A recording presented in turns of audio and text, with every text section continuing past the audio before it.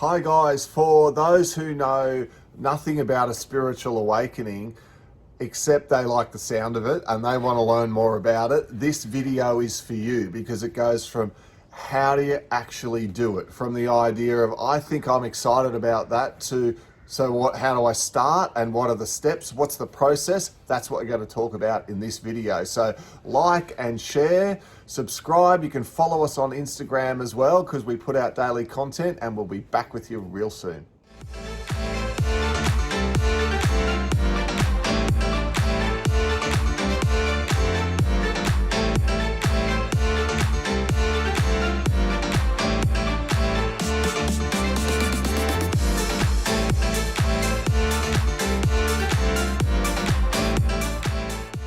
We've actually had a few messages from people we kind of know, extended friends, people used to work with, etc., going, what are you guys into?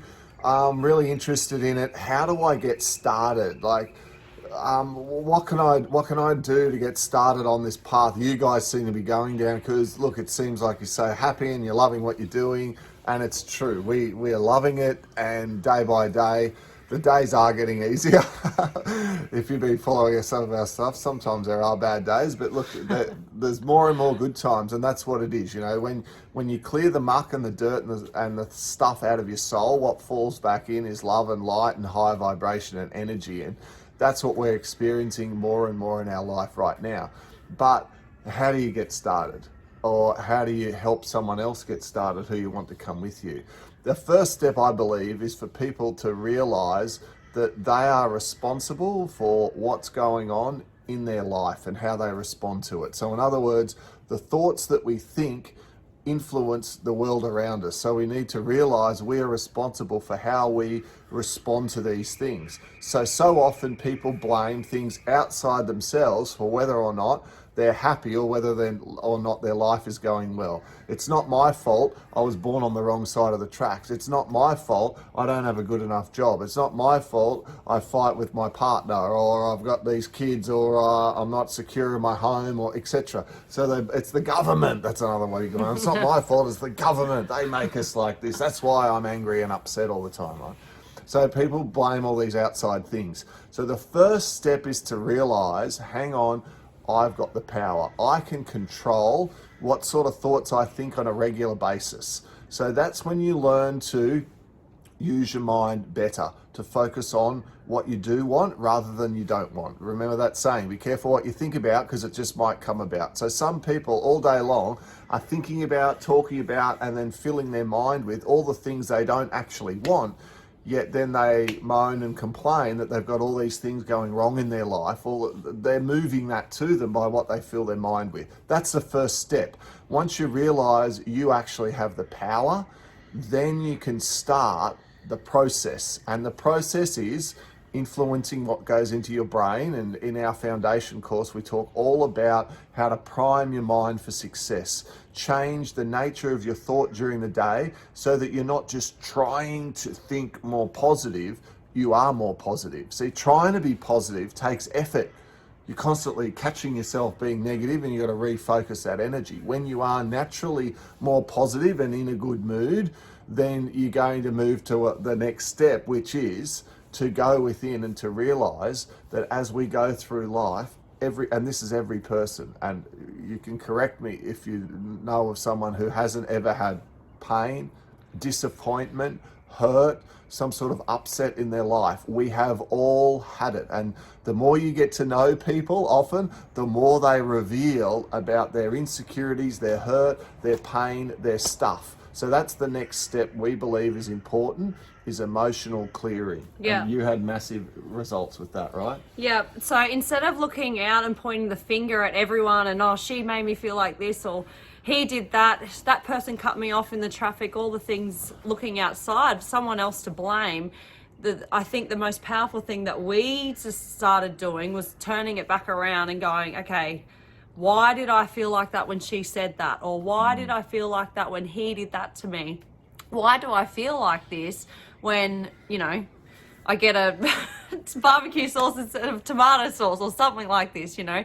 Just looking in at yourself and being the observer of how you're responding in situations, how it makes you feel.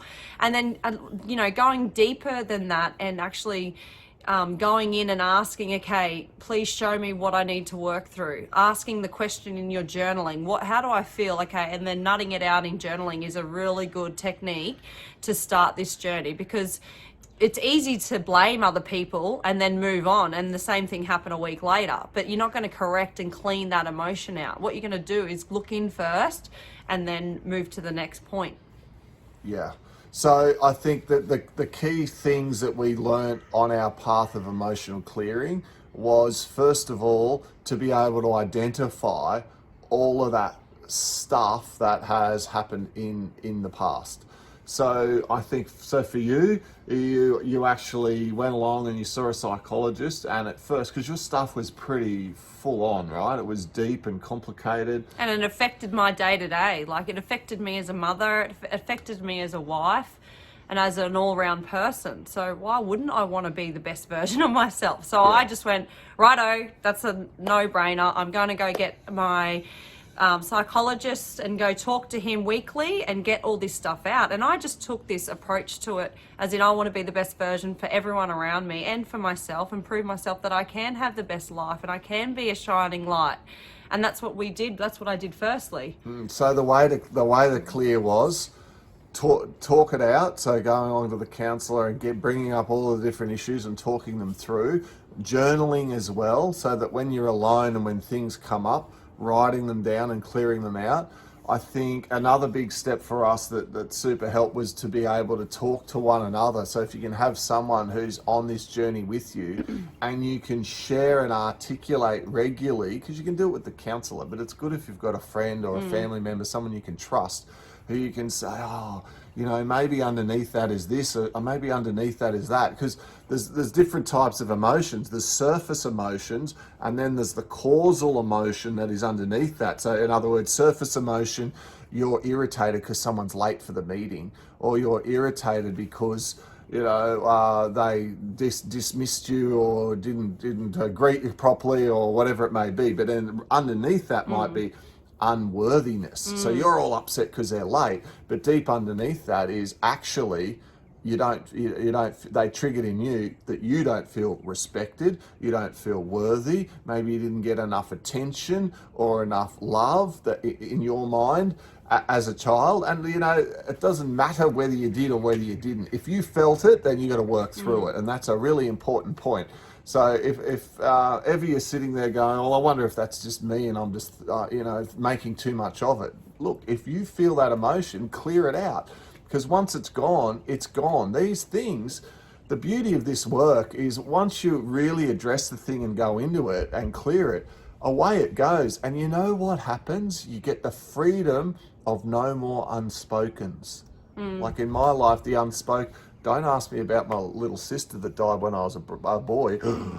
Don't ask me about my ex-wife and my first marriage that failed. You know, the unspoken. Don't ask Pete about that. Oh, shit, you know, right? You can ask him about that now because he's done the work, right? That's right. Now, there's no emotion attached to that because I've released all of that stuff, right? So when you know that there's nothing that needs to be an unspoken about you getting bullied at school, or how unloved or unappreciated you felt by your parents, or they were too busy for you, whatever that stuff is. Once there's no unspokens, then you need to start going within in your daily meditation, and you'll find that smaller things come through, and there are smaller little tweaks that you can make in yourself to help yourself. So I think getting the mindset right and realizing that you've got control. So the more I work on myself, the happier I'm going to be. It's not right, the outside world, it's the inside world that influences our happiness. Step one. Step two, realize that we all kind of have a damaged soul at some part as we're growing up, because we're so raw and vulnerable and these things can affect us.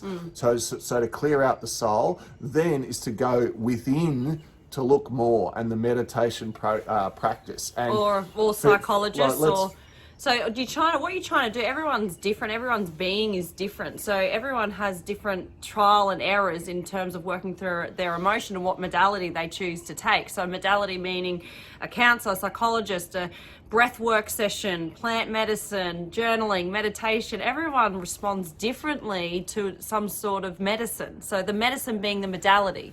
So we've basically done every single one to try and pull stuff up and get clear. Hey. Yeah, and the more work you do, the more you can come at the issue from different angles, and the more clarity you feel. And as you start to do that, you feel the energy in your vibration go up. We both notice now we need a lot less sleep at night. We both notice that we eat less.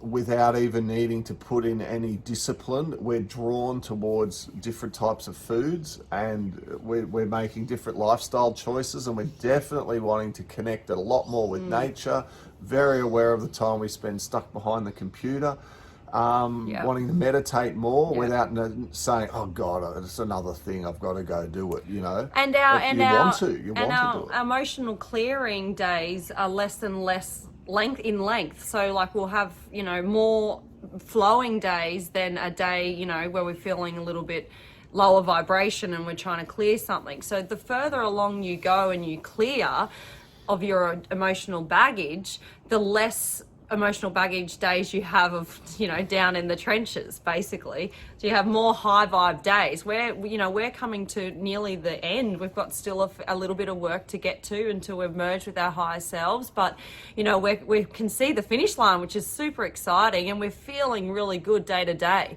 Hey. Yeah, and so behind the scenes, your vibration changes, and this could be just talked about in the different dimensions. So, you know, if someone who's in 2D, 3D, it's destructive, it's brutal, raw, it's backstabbing, it's underhanded, it's every man for himself.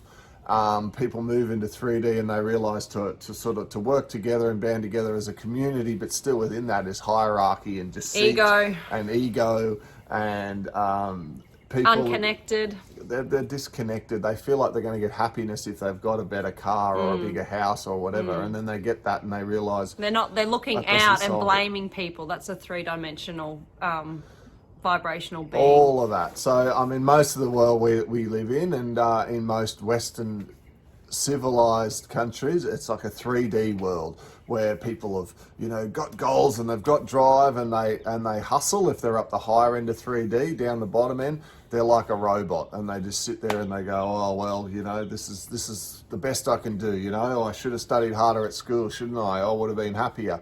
But they're like a robot. They they do their job day after day, and they don't realize that if they're not happy with it, they could do another job, or even better, start their own business or do something actually, or even better, start working on themselves. So they are launching into a fourth dimensional vibration, which in turn the universe will bring that happiness and flow and job and whatever they seek in their heart of a happy, best version of themselves life. Hey. 4D girl there. 4D. We love 4D, and we can't wait to share fourth dimensional state of consciousness with you. And stay tuned with us. We'd love to hear your comments. And namaste. Bye for now.